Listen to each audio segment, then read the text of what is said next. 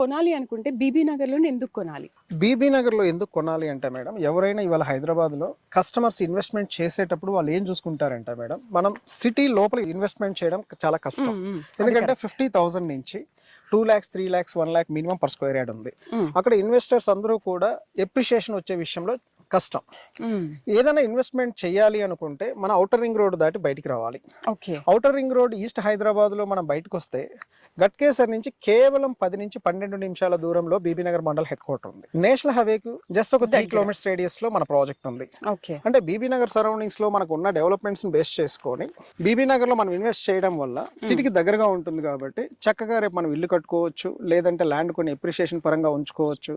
Developments అన్నీ ఉంటాయి కాబట్టి సిటీ బార్డర్ లో ఉంటుంది కాబట్టి బీబీ నగర్ లో 100% ఇన్వెస్ట్ చేయొచ్చు. మేము ఇక్కడ మీకు మెయిన్ బేస్ ఏంటంటే ఎయిమ్స్ హాస్పిటల్లో ఉన్న టీం చాలా మంది సరౌండింగ్స్ లో రెంట్ కొంటున్నారు. అవును. అలాగే మాకు ఇక్కడ పెద్ద మేజర్ ఇండస్ట్రీస్ 3 ఉన్నాయి. బాంబినో కానీ, ఎంఎస్ఎన్ ఫార్మా కానీ, హిండ్వేర్ కానీ. అందులో చాలా మంది ఎంప్లాయీస్ ఉన్నారు. వాళ్ళు కూడా ఇక్కడ రెంట్కి వచ్చి స్టే చేసే అవకాశాలు ఎక్కువగా ఉన్నాయి.